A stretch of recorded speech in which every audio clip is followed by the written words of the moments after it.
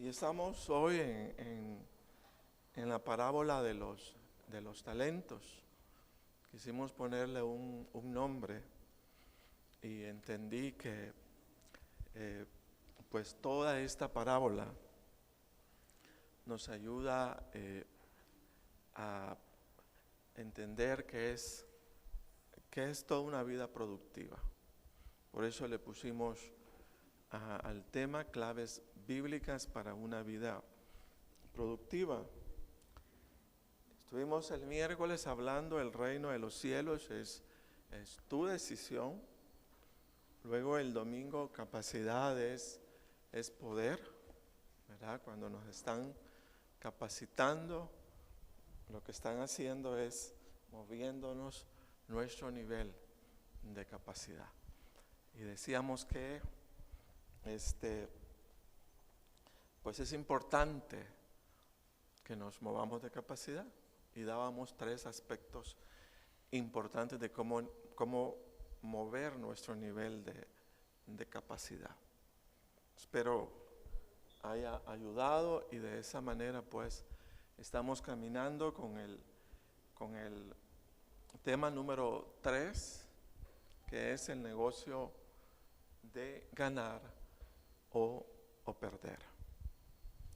Quiero decirles que la vida es todo un negocio, en donde la experiencia puede ser de ganar o la experiencia puede ser de perder.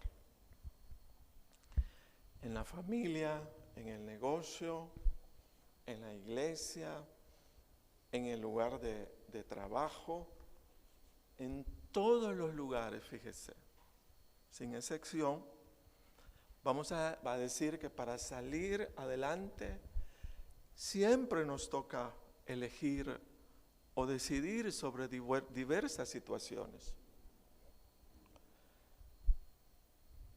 Seamos cristianos o inconversos, vamos a decir que la experiencia es la misma. Toda decisión conlleva un riesgo o peligro de ganar o un riesgo o peligro de perder. Usted va a elegir por muchas situaciones en su vida. A lo mejor le toca elegir en su tiempo con quién casarse. De hecho, le va a tocar elegir qué hacer en la vida, ¿verdad? Cuál es la profesión a la cual usted se va a ocupar. Y muchas otras experiencias donde tiene que tomar una decisión. Muchos toman la decisión de emigrar, ¿verdad?, a otros países con el objeto de tener mejores ingresos y así sacar adelante a los suyos. Pero fíjese de cuántas malas experiencias se oyen, de algunos que no alcanzan a llegar a su destino y pasan tragedias. A lo mejor otros logran llegar a su destino, inicialmente comienzan, ¿verdad?, a ayudar a sus familias, pero estando lejos y en su soledad, conocen a otras personas que les alivian, ¿verdad?, su soledad y terminan haciendo otros hogares por otros lados. Pero aquella decisión que en un momento determinado pensamos que íbamos a ganar, resultó en una pérdida. Así como en otras oportunidades también se gana. Nosotros tenemos unos vecinos y yo siempre le digo a Sonia, ese muchacho para mí es bien ejemplar. Ellos son católicos. Porque nosotros lo vimos de joven, digámoslo, que llegaba a visitar a su novia enfrente.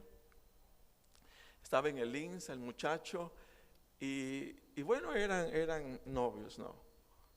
Pero ella sale embarazada, él se va para Estados Unidos y comienza a trabajar. Pero es de las pocas personas que yo conozco, que jóvenes, ¿verdad? Pero él le mandó para hacer su casita. Hoy tenemos su casita ahí casi cerca de donde vivimos. Él le mandó para su vehículo. Entonces están como disfrutando, ¿verdad? Un poquito lo que hicieron. Pero yo era uno de los que no le daba mucho, pues, porque eran jóvenes. Dice, a lo mejor para allá se consiguió otra. Y ahí se terminó toda la relación. Pero no fue así. Entonces hay veces nos va a tocar ganar, pero también hay veces nos toca perder, ¿verdad? También uno conoce de personas que levantan buenos negocios y tratando con socios a lo mejor malintencionados, terminan con el negocio, ¿verdad? Y con relaciones muy afectadas. Entonces, donde pensamos ganar, a lo mejor perdemos. Y la vida, fíjese, es así. Conozco también a una persona que estudió medicina y estando en sus últimos años de estudio, fíjese que procedió mal en una situación. Quedó chequeado en su mal récord ahí en el mismo hospital y nunca se pudo graduar, no lo dejaron. Entonces en ese tomar de decisiones, nosotros vamos a ver que siempre se asume un riesgo, el riesgo de ganar o el riesgo de perder. A lo mejor usted está en un trabajo en este momento, pero usted dice, yo me quiero cambiar de trabajo, pero ¿y si me sale mal? Entonces siempre está esa disyuntiva entre o ganamos o perdemos. Entonces, ¿qué elegir? ¿O cómo elegir ante dichas circunstancias? Es la pregunta. O a lo mejor, ¿verdad?, nos toca hacer amistades con otras personas. Vamos con la buena intención de ganar buenos amigos y resulta ser la peor experiencia que nosotros llevamos. Entonces perdemos en lugar de ganar. Pero mire, pero así como existen malas experiencias, pues así les he comentado de las buenas experiencias. La experiencia de aquellos, una buena experiencia es de hecho la que se comenta en la palabra del Señor. La experiencia de aquellos siervos mencionados en la parábola de los talentos, a quien su Señor dice le entregó o confió sus bienes.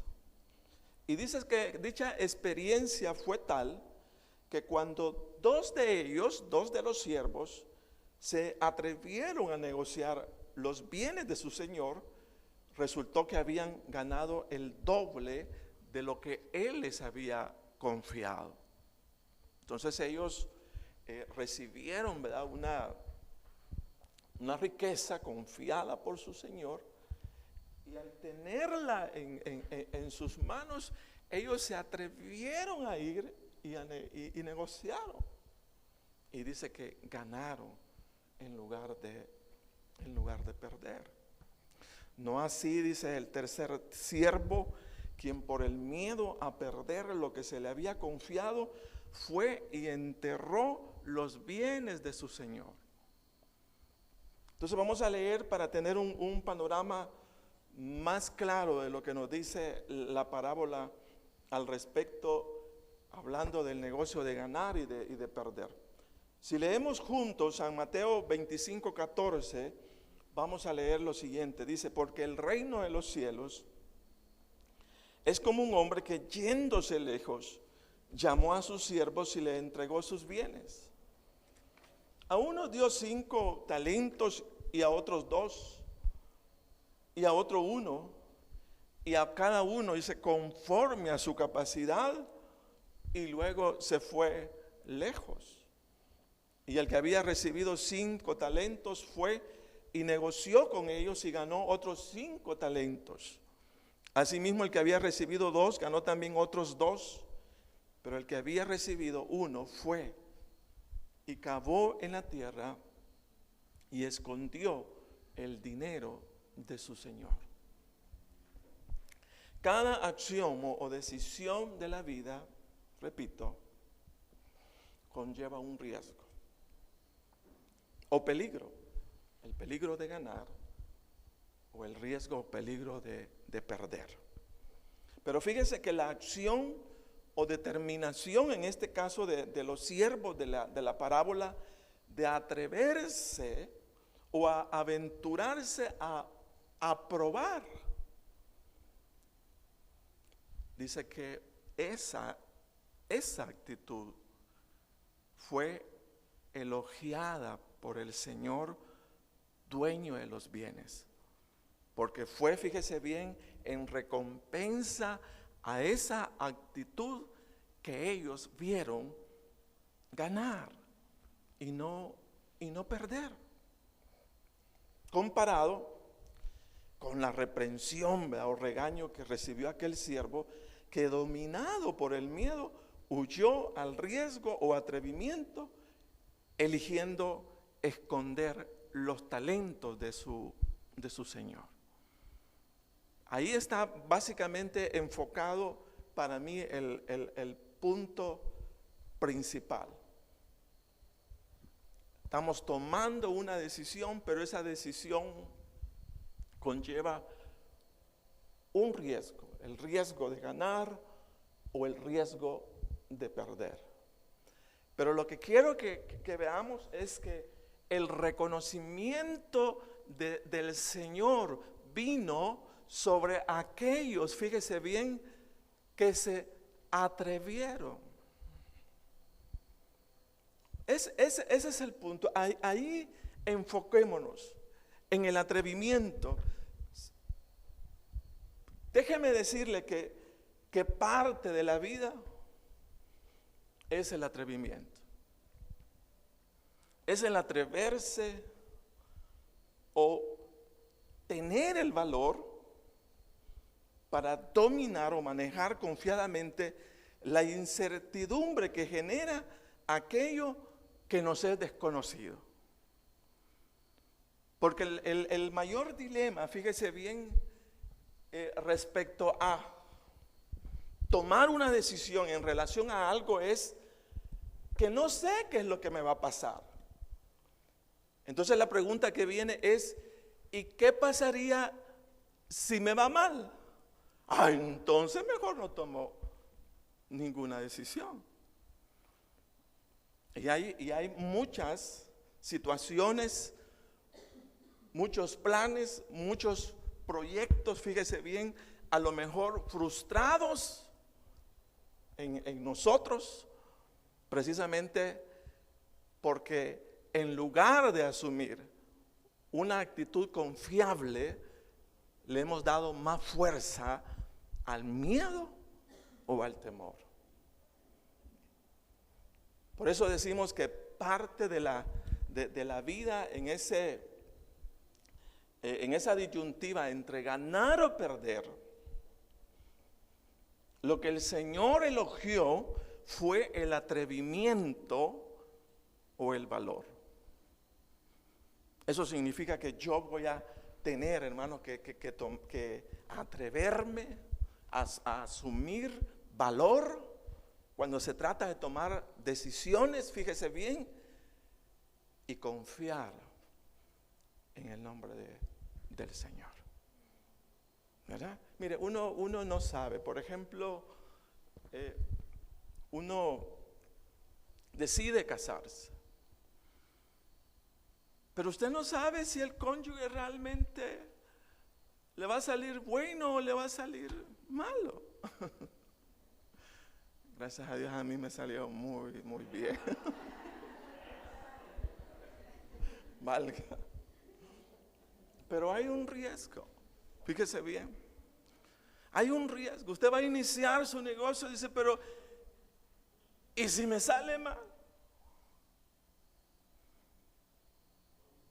Y muchos estamos ahí, fíjese.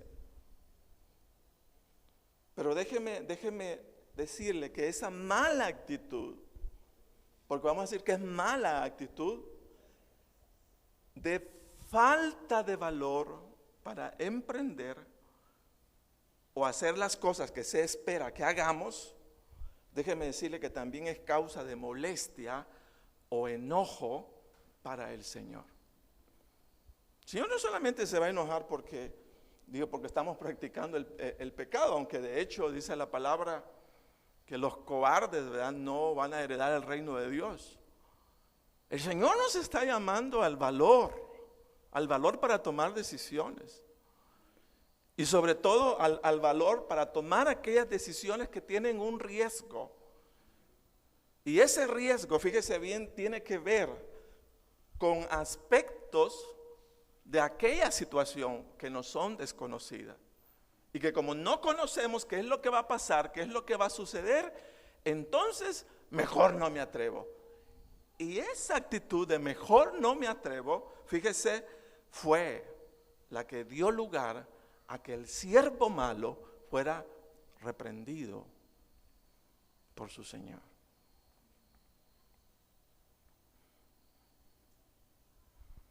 ¿Cuántas cosas, mira, están detenidas, estancadas, inconclusas o enterradas por la falta de atrevimiento, por el miedo al resultado desconocido de una acción?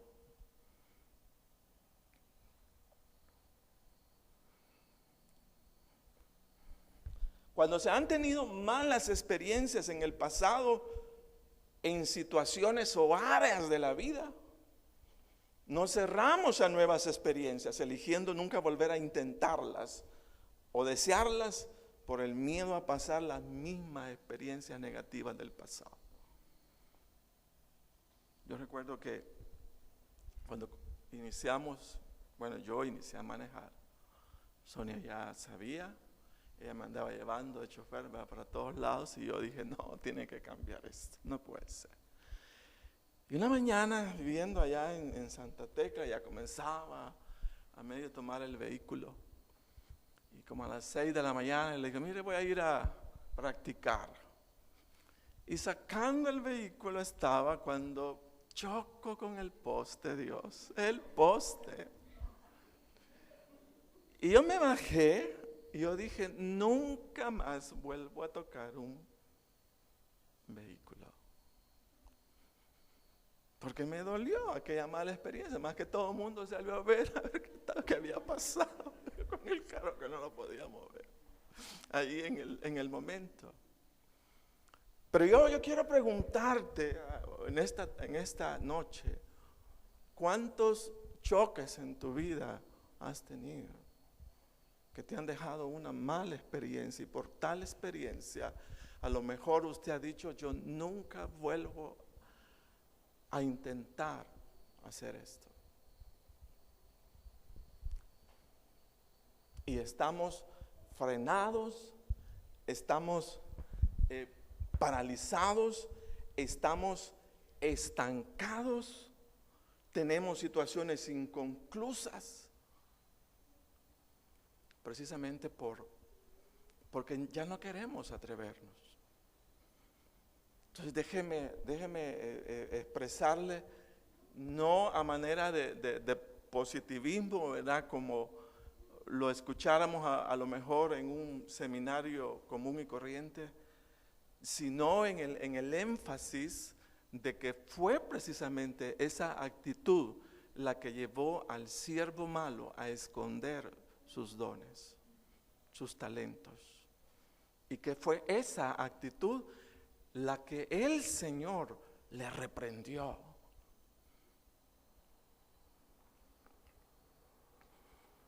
Porque no queremos asumir riesgos. No queremos, fíjese, llenarnos del valor suficiente para intentar o probar las situaciones, precisamente por el miedo al fracaso. Entonces yo quiero darles en esta noche 3 verdades importantes que nos van a ayudar a enfrentar el miedo a lo desconocido en ese dilema, fíjese, de ganar o en ese dilema de perder.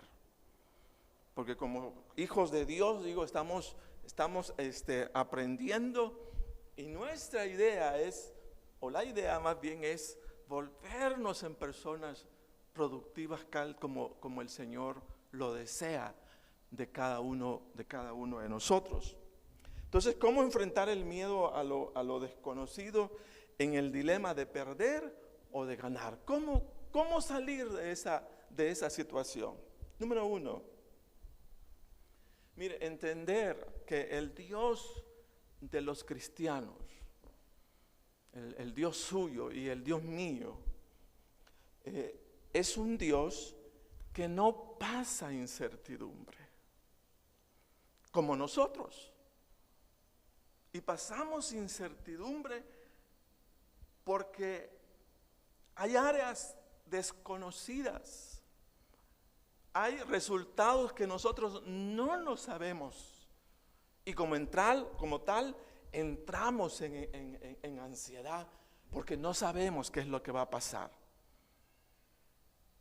Pero fíjese que nuestro Dios es un Dios que no pasa incertidumbre, porque es un Dios capaz, óigase bien, de conocer el presente, el pasado, el presente y el futuro de todas las cosas y personas.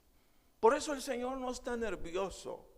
Por eso el Señor no está, temblando de lo que puede suceder en una situación específica, porque Él conoce todas las situaciones. Él las puede conocer. Él conoce nuestro pasado, Él conoce nuestro presente y Él conoce nuestro futuro. Entonces Él no está nervioso de qué es lo que va a pasar. Él sabe lo que va a pasar, Él sabe lo que va a suceder. Y para justificar pues el punto bíblicamente dice en Daniel 2:21, dice que Él muda los tiempos y las edades, quita reyes y pone reyes, da la sabiduría a los sabios y la ciencia a los entendidos. La Nueva Traducción Viviente dice lo siguiente, Daniel 2:21, dice: Él controla el curso de los sucesos del mundo. Él quita reyes y pone otros reyes. Él da sabiduría a los sabios y conocimiento a los estudiosos. Entonces dice, Él controla el curso de los sucesos del mundo. Y si es capaz, fíjese, de controlar el curso de los sucesos del mundo, ¿cuánto más, hermano, no va a conocer lo que va a pasar, me va a suceder a mí en el futuro? Tomando X, Y, Z situación. Él lo conoce. También en el Salmo 31:15 dice: en tus manos están mis tiempos. Líbrame de la mano de mis enemigos y de mis perseguidores. La versión Nueva Traducción Viviente dice lo siguiente: mi futuro está en tus manos. Rescátame de los que me persiguen sin tregua. Pero dice, mi futuro está en tus manos. Entonces Él tiene esa capacidad. Él tiene toda esa capacidad. Mire, el rey David en el Salmo 139, del 1 al 10, dice lo siguiente. Mire, oh Jehová, dice: tú me has examinado y conocido. Tú has conocido mi sentarme y mi levantarme. Has entendido desde lejos mis pensamientos. Mire, has escudriñado mi andar y mi reposo, y todos mis caminos te son conocidos. Pues aún no está la palabra en mi lengua, y he aquí, oh Jehová, tú la sabes toda. Tal detrás y delante me rodeaste, dice. Y sobre mí pusiste tu mano.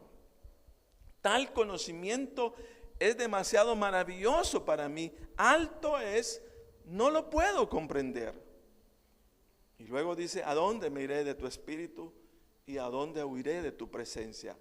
Si subiera a los cielos, ahí estás tú. Y si en el Seol hiciera mi estrado, he aquí, allí tú estás. Si tomare las alas del alba y habitare en el extremo del mar, aún allí me guiará tu mano y me asirá tu diestra. Entonces, nuestro limitado conocimiento de las cosas nos crea incertidumbre, nos crea ansiedad, porque no sabemos lo que va a pasar, lo que va a suceder. Pero déjeme decirle que sí es importante entender que nuestro Señor conoce todas las cosas y como tal Él no padece de miedo, no padece de ansiedad, porque todos los tiempos y los sucesos de la vida y de nuestra vida no le son desconocidos, sino que muy conocidos. ¿Cuántos alabamos el nombre de nuestro Dios por su capacidad y por su poder? Él conoce todas las cosas. ¿Por qué traigo referencia esto? Por el segundo aspecto a considerar. Mire, decir que la fe o confianza en el Señor obra precisamente para aquello que nos es desconocido. Pero que el Señor sí conoce. ¿Dónde aplica la confianza en el punto? ¿Dónde aplica la confianza, la fe en el Señor? Aplica para lo desconocido.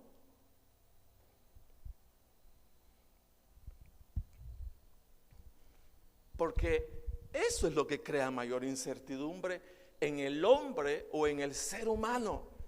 El estar lidiando con el miedo, el estar lidiando con la preocupación, el estar lidiando con la ansiedad. Y como cualquiera diría, y para la ansiedad, para la preocupación, hermano, ¿cuál es la medicina? La medicina, la confianza o la fe en el Señor. Esa es la buena noticia que te traigo en esta noche. Porque a veces la fe, pero no entendemos a dónde aplica la fe. La fe aplica para el resultado desconocido para nosotros, pero no para el Señor. Y acuérdense que es la parte más difícil. Es la parte, más dura. El lidiar con todas aquellas circunstancias que para nosotros es desconocido. Ahí es donde viene. ¿Y qué va a pasar? ¿Y qué va a suceder? Y eso desgasta nuestra vida. Eso es lo que nos desgasta. Si yo preguntara, ¿cuál es nuestro mayor desgaste, hermano? La ansiedad o preocupación por lo desconocido. Dice, yo no sé, dice, si el día de mañana me echan del trabajo, ¿y qué voy a hacer? Entonces dice, pero como no sabe, no lo puede responder. Entonces ahí exactamente, en ese punto donde la preocupación, la ansiedad es la que nos desgasta, diríamos, ¿cuál es la solución? La confianza racional, diría yo, en el Señor. Tu Dios y mi Dios es todopoderoso. Todopoderoso para controlar lo que nosotros no podemos controlar. Ahí aplica la fe, fíjese, ahí aplica. Entonces nosotros nos movemos, es bien paradójico, porque los cristianos nos movemos en un mundo de palabrerío de fe, pero no la aplicamos. Y venimos, ¿verdad? Y le cantamos, y Señor, ¿verdad? Todo se lo debo a Él, Dios. Pero seguimos preocupados y seguimos ansiosos. ¿Por qué? Porque no sabemos lo que va a pasar. Pues para eso el Señor nos envió la fe, Dios, y la confianza, para que cubriera un vacío como personas, como seres humanos. Yo creo que eso es lo que el Señor hizo, cubrir la limitación del hombre, cubrir la necesidad del ser humano de vivir o entrar a la confianza, a la tranquilidad en lo desconocido. Él sabía perfectamente que como seres humanos una de las limitantes es que desconocemos totalmente el futuro de nuestra vida y de todas las cosas, y que ahí nos íbamos a comer y a desgastar, y ahí donde cabe. Y por eso apareció el Hijo de Dios, para que supliera ese espacio de inseguridad, y que en los momentos de desconocidos o en las situaciones donde no conocemos, mostremos confianza en el nombre de nuestro Dios. ¿Ve usted cómo opera o dónde aplica la fe? ¿Sí? Aplica. ¿A dónde aplica? En lo desconocido. Ahí aplica. Pero nosotros necesitamos, fíjese, trabajar esa parte en nosotros. Necesitamos trabajarla en nuestra vida. Déjeme decirle que el mismo concepto de fe, oiga lo que dice la fe. En Hebreos 11:1 dice: es pues la fe la certeza de lo que se espera. Si lo espero, no lo miro. Y luego dice: la convicción de lo que no se ve. Eso significa que la fe trabaja con lo desconocido. Ahí aplica exactamente la fe, fíjese. Entonces usted no sabe cómo le irá en el trabajo. Usted no sabe, ¿verdad?, qué va a pasar si deja su antiguo empleo. Usted no sabe cómo la irá en el nuevo proyecto. Usted no sabe si está eligiendo, ¿verdad?, bien por su cónyuge. Usted desconoce qué le espera en ese viaje que usted ha proyectado. O a lo mejor usted está inquieto porque desconoce cuál va a ser el resultado de todo el esfuerzo de una profesión a la cual usted se ha dedicado.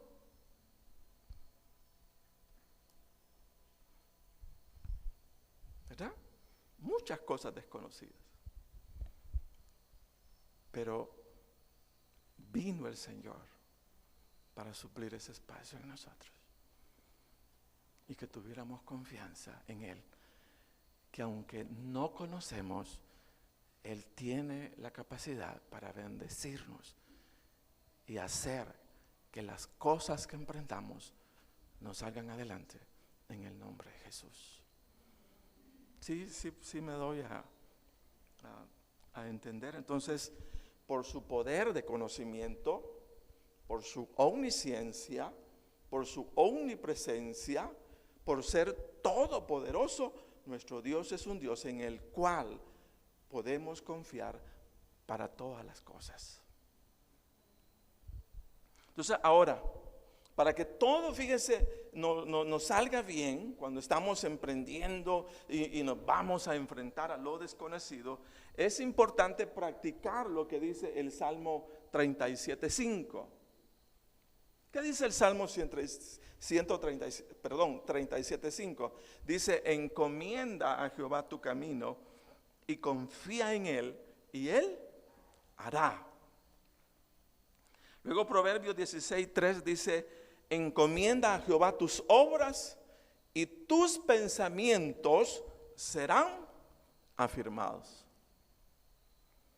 La versión Palabra de Dios para Todos dice lo siguiente de Proverbios 16:3, dice: pon en manos del Señor todo lo que haces para que tus planes se hagan realidad. Entonces, bajo toda circunstancia, mire, o situación, el poner en manos del Señor lo que estamos por emprender es importantísimo. Debemos concederle al Señor la oportunidad de estorbarnos o apartarnos de todo aquello que pudiera ser un fracaso en lugar de éxito. No solamente vamos para decirle: Señor, yo quiero eso, yo quiero eso, yo quiero eso, sino como Él conoce el futuro de las cosas, también le concedemos al Señor la oportunidad y le decimos: ¿sabes qué, Señor? Tú que conoces qué es lo que viene después de esta decisión, hazme un favor, estórbame o apártame de aquello que va a ser un fracaso en mi vida. También le damos esa oportunidad, porque no se trata solo de venir a pedir: eso quiero, Dios, como un niño, eso quiero y dame eso, sino también le decimos al Señor: ¿sabes qué? Estórbame o apártame de aquello que va a ser un fracaso para mí.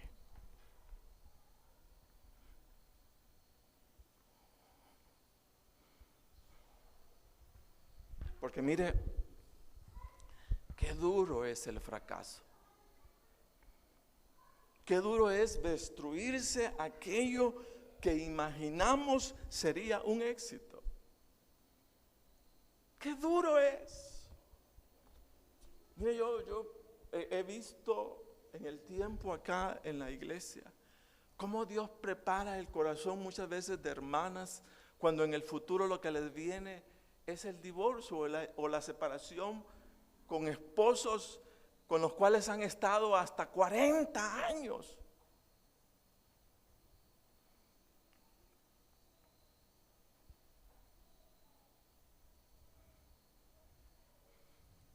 Entonces es duro. Es duro el fracaso. El sabor de las cosas que no se concluyen, sino que quedan destruidas, es duro. O sea, se sufre.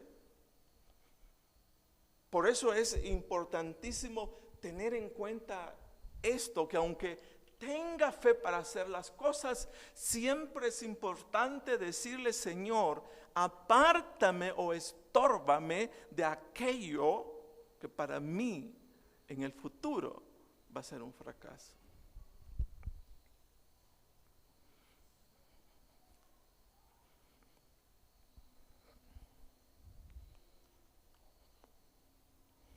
Dice la palabra: encomienda a Jehová tus obras y tus pensamientos serán afirmados. Oiga bien esta expresión que viene: es mejor invertir tiempo en la oración que gastarse en el dolor de un fracaso.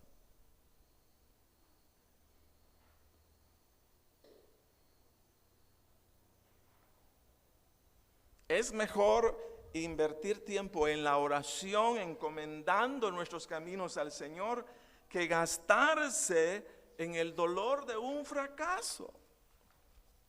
¿Por qué? Porque los fracasos duelen.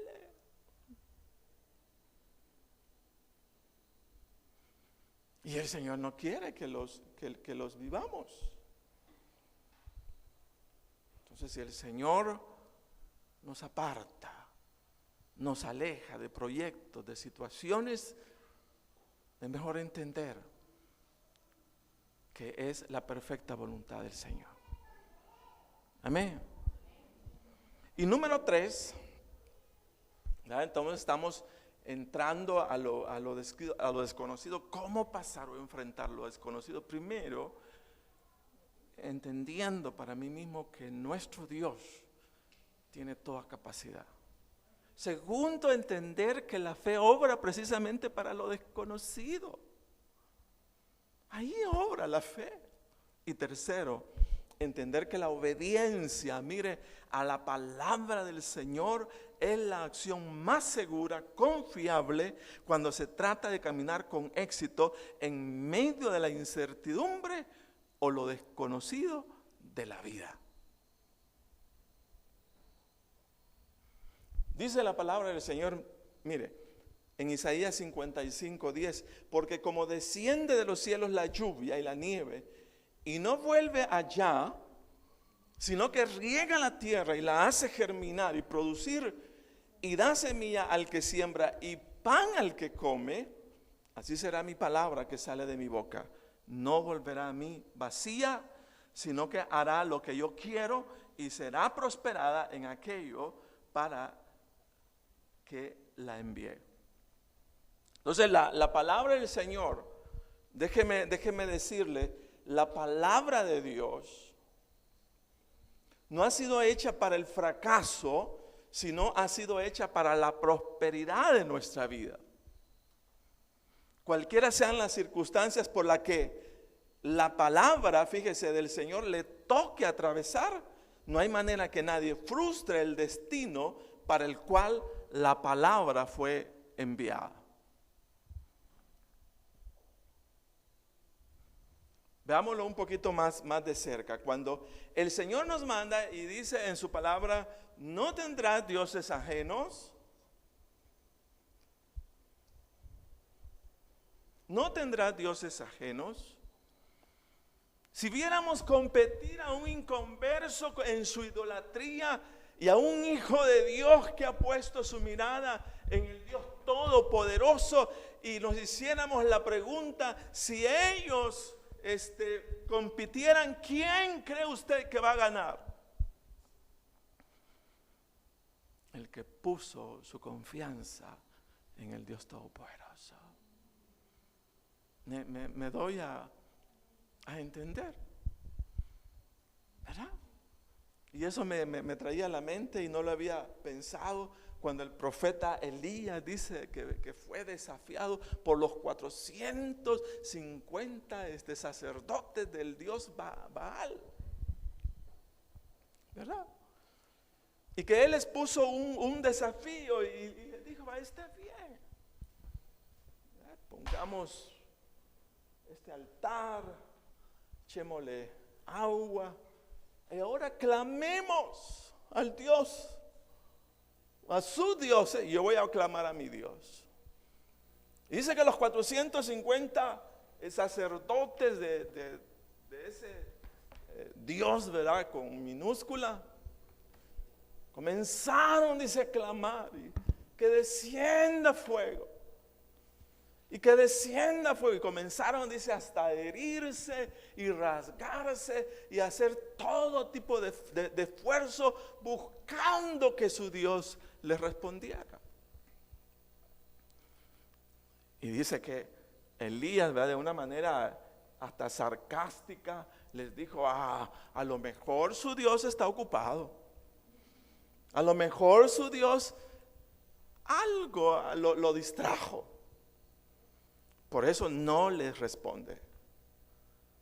Y se puso a hacerles chistes y bromas del Dios que no escuchaba, que no oía el clamor de 400 hombres que decían honrar a un Dios. Y dice que cuando le tocó el momento a Elías, fue algo maravilloso. Dice que clamó y el fuego de Dios bajó y consumió el agua de todo aquel altar. Y así sucede. Así sucede. El hombre, fíjese, la persona que para su profesión lo pone delante del Señor, ora delante del Dios Todopoderoso, tiene más oportunidad de prosperidad que aquel que se olvida para su negocio de que, ay Dios,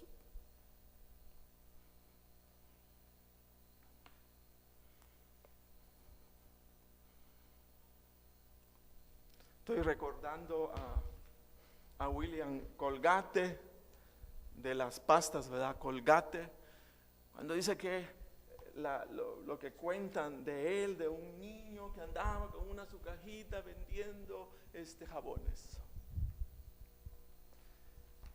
Y dice que escuchó un día a Jacob, medio entró a una iglesia y escuchó el relato de Jacob, de cómo Dios se le apareció y cómo Job en un momento determinado dijo: Señor, si me dieres todo lo que necesito para mi vida, Dios, yo te voy a honrar con mis diezmos. Y dice que eso se le metió en su cabeza.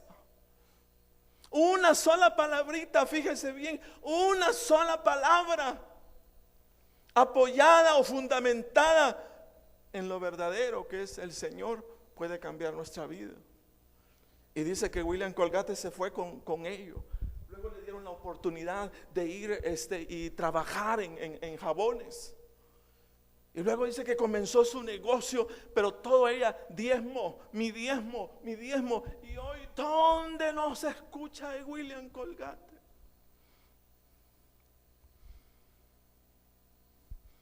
Yo creo que esa parte es importantísima. Da tristeza cuando la gente concibe el evangelio única y exclusivamente para venir a cantar y a saltar y así, y oremos y de todo, pero no practican la palabra del Señor. Eso es lo que a mí me ha conmovido en estos últimos días. A nosotros le llamamos cristianismo voy a una iglesia, pero eso no dice hoy día nada.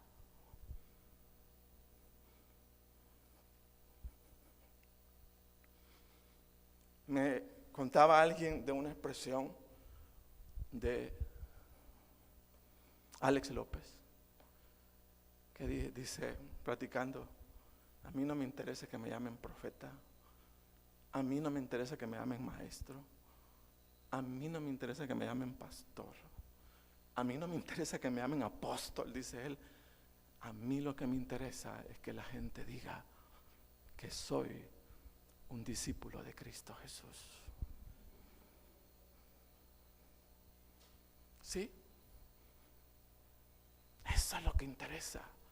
¿De quién estamos siendo discípulos? ¿Quién es nuestro maestro en la vida?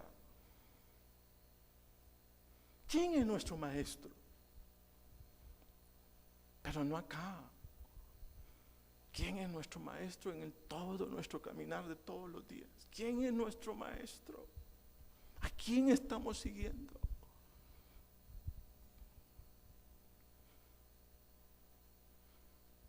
Amén. Esa parte es importantísimo. Entonces, decíamos que por eso el Señor nos dice: mire, dice, no tendrás dioses ajenos. Sola esa expresión es fuerte en la vida de un creyente, cuando se aleja de toda idolatría y decide entablar una relación con el Dios Todopoderoso. Solo eso tiene vida al que lo practica. Luego dice que honra a padre y madre. Luego dice no adulterar. Luego dice no matar. Luego dice no robar. Dice no hablar falso testimonio, no codiciar. Eso ahí tiene que ser acentuada nuestra práctica. Con eso tenemos que luchar todos los días, para ir conformando nuestra vida al corazón del Dios Todopoderoso. Y no creernos cristianos porque ya no sabemos todos los cantos de Marcos Witt y de Jesús Adrián Romero y de todos, ¿no? Esas son modas cristianas, ¿verdad? Pero hay una moda, hermanos, que no pasa, no va a pasar nunca. Y es el hecho, o sea, que hemos sido llamados a ser santos como Él es santo. Eso es lo que no tiene que pasar. Es la moda que no tiene que pasar. Fíjese, no tiene por qué pasar. Y no debemos hacerla pasar, aunque veamos pasar modas de todo tipo. Pero Pero nuestra meta debe de ser como Job, como lo que aprendimos de Job. Señor, enséñame integridad, enséñame rectitud, enséñamela. Porque eso es lo que nos va a sacar adelante. Eso. Mire, nadie que en obediencia a la palabra del Señor rija su vida verá el fracaso ante lo desconocido, sino que la bendición del Señor en lo que hace le demostrará que el Señor es fiel a lo que promete y que su palabra tiene poder para resistir toda circunstancia que venga. Amén. Hay un versículo que podemos usarlo de apoyo para entender ese aspecto sumamente importante. Que pueden venir cuántos vientos, cuántas tempestades, pero lo que está fundamentado en Cristo Jesús, eso no va a caer. Hay un versículo en el Salmo 33:11 que me llamó la atención. Dice el Salmo 33:11, el consejo, y ahí podríamos, el mandamiento, la ley de Jehová permanece, el consejo de Jehová permanece para siempre, los pensamientos de su corazón por todas las generaciones. Pero la parte que quiero es que el consejo, el mandamiento de Jehová permanecerá. Permanecerá. Aquel que se apoye en la palabra de Dios tendrá la capacidad de resistir la crisis. Resistir, o sea, la lluvia, las tempestades. Solo por el hecho, o sea, de que está confiando y está practicando la palabra del Señor. Entonces miren, no hay manera que un matrimonio, que una familia, que una iglesia, que una empresa, que un profesional, que un empleado que ha decidido permanecer fiel al Señor encuentre para su vivencia un destino de fracaso. No puede. No puede. ¿Por qué? Porque la palabra de Dios no está hecha para el fracaso.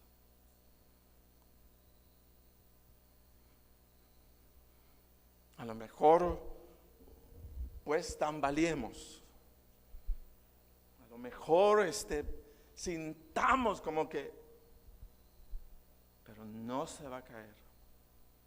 No se va a caer y no se va a caer, porque la confianza en el Señor nos sostiene. Amén. No se cae, ¿verdad? No se cae. Mire, con tanta cosa que hemos vivido, una de las cosas que el enemigo ha querido mandarnos como iglesia es, y yo lo he vivido en momentos, esta bola se va a derrumbar. Así era, así, esta bola, Dios, y he sentido miedo. Y luego digo, Señor, esto no se puede derrumbar, Dios. ¿Y yo qué estoy pensando? A lo mejor se ha sacudido, a lo mejor se ha podado, ¿verdad? Qué bueno que el Señor nos pode. Pero lo nuevo que viene es mejor que aquello que dejamos atrás. Amén. Entonces es mejor. Yo creo que el fundamento y lo que Dios está plantando en todos, a través de la palabra, a través de lo que nos está dando, es mucho más grande. Qué bueno es saber, fíjese bien, que nuestra vivencia en el Señor no va a tener como fundamento experiencias espirituales. Yo he conocido a hermanos que han tenido experiencias lindísimas en su vida. Y hay algunos que no son fieles al Señor. Las experiencias no nos hacen. ¿Por qué? Porque no está involucrada la voluntad en ellas. Solo estamos recibiendo. Pero ¿qué estás decidiendo?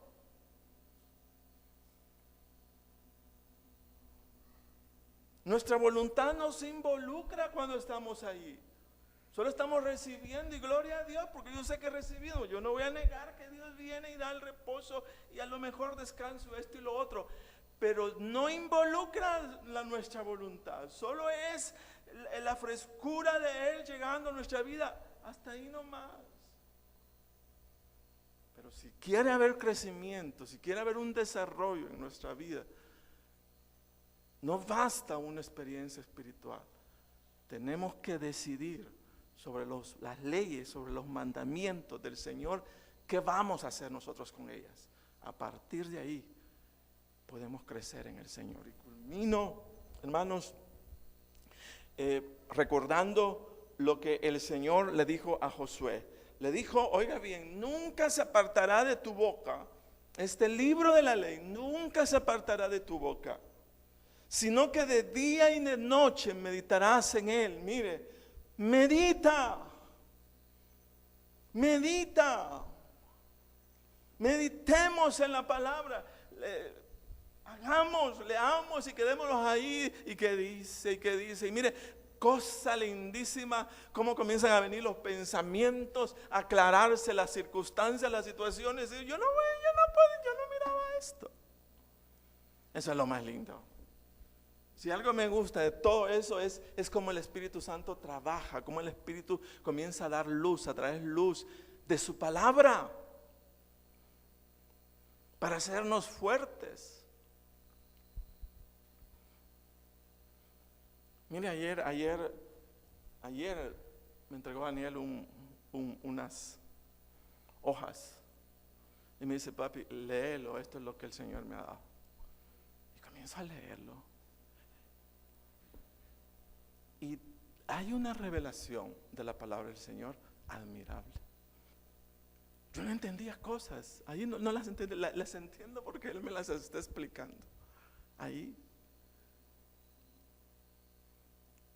Entonces, qué bueno es eso. O sea, que amemos, que reflexionemos, que andemos pensando en la palabra de Dios.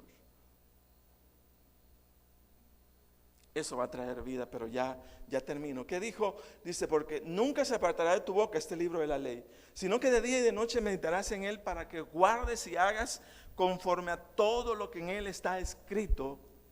Repito, para que guardes y hagas conforme a todo lo que en él está escrito, porque entonces harás prosperar tu camino y todo te saldrá bien. Amén. Dice, los siervos de la parábola de los talentos salieron para negociar sus talentos y no fueron dominados por el temor. Y dice que lo que vieron fue prosperidad en lo que hicieron. Y al que había recibido, dice, 5 talentos, ganó otros 5 talentos. El que había recibido 2 talentos fue y ganó otros dos talentos. Pero el que guardó sus talentos por temor, ese fue reprendido y amonestado por su Señor. Y aparte de ello, sufrió la mayor pérdida, porque aún el único talento que se le había entregado, le fue quitado, para dárselo al que tenía 10 talentos ya en ese momento.